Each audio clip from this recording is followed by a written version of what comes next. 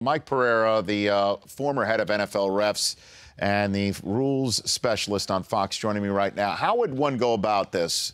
Because you know how these footballs are guarded virtually by lock and key almost.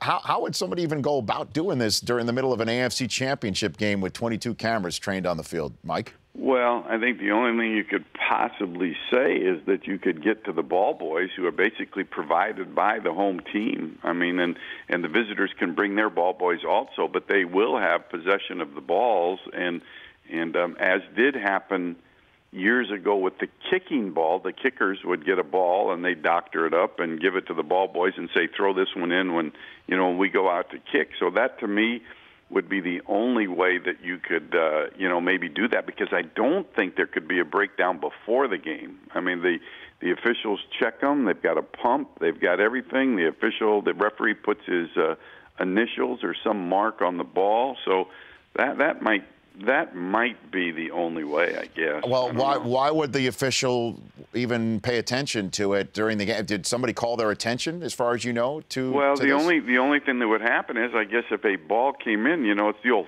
thumb test, I guess. If the ball came in and you all of a sudden it was near flat and you could notice it, then you'd throw it out and get a replacement. I mean, and then I don't know how many times that may have happened. The rule says you got to inflate the ball from 12.5 to 13.5 pounds of per square inch.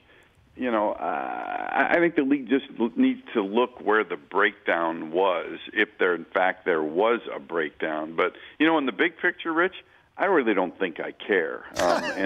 And the reason, oh my goodness, it used to be that everybody played with the same ball, so you had to have strict guidelines to what they were inflated to. Well, now everybody gets to play with their own footballs, including in the playoffs. So, if they're 11 versus 11 or 11 pounds versus 11 and a half or whatever, I really kind of think that there's bigger issues. Well, listen, the video than for the radio audience that we've been showing was the swapping out of the football at the start of the second half, and they put a new football down, with which the Patriots marched down the field to take a 24-7 lead.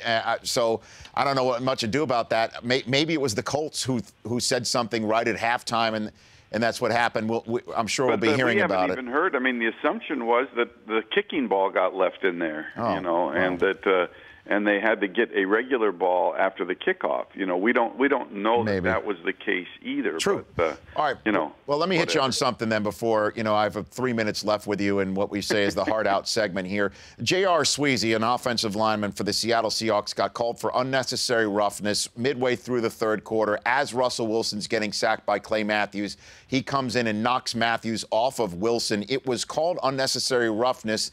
And then I thought when that flag fell, that it was now going to be not only a 15-yard loss on the sack, but 15 more on top of that, as, most unnecessary roughness penalties are adjudicated as a dead ball foul. But this was called a live ball foul, and that's a crucial play because instead of it being 2nd and 45, it was just 2nd and 30 because they had to decline the penalty. Either it would have been for, I guess, 1st and 25 if they took the penalty as opposed to 2nd and 30, or what I thought would be 2nd and 45. And from 2nd and 30, they did get the first down and eventually used the extra set of downs for the fake field goal to get them on the board. Mike Pereira, why was that ruled a live ball foul and not a dead ball foul? I have no idea, and I don't know what's going on, because you can make the case that the same thing happened when Will Fork hit Luck after the running back, after his progress was clearly stopped, and they ruled that a live ball foul too.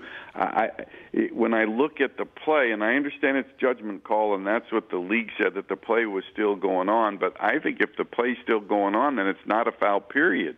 I don't know how you could make it a live ball foul. You're not hitting somebody out of the play, so to me, if it's a foul, it has to be a dead ball foul. Now, they call it, and Tony Corrini was clear. He's a guy that always says after the conclusion of the play, that's his lingo that he uses, that denotes that it was a dead ball foul. But he didn't say that. He just said unnecessary roughness. But I can't get it into my mind, even though it's a judgment call, how you could justify to say that was a live ball foul can't- because if it was, then it's legal. I don't think it's a foul. Period. Don't tell me that we're now in the situation where somebody didn't complete the process of a sack. Mike, please don't tell me that, because my head is about to explode. I think that Wilson was down. I think they'll talk about both of these situations and why they made them live ball fouls, and try to understand what the rationale was in the field. But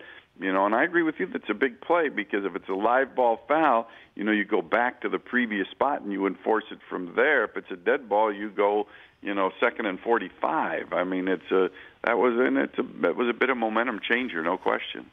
Mike, thanks for calling in. We'll see you in Glendale and talk about the Super Bowl officiating. I look forward to being down there. You bet. That's Mike Pereira of Fox Sports joining us here on The Rich Eisen Show. The Rich Eisen Show, weekdays at noon Eastern. On Audience.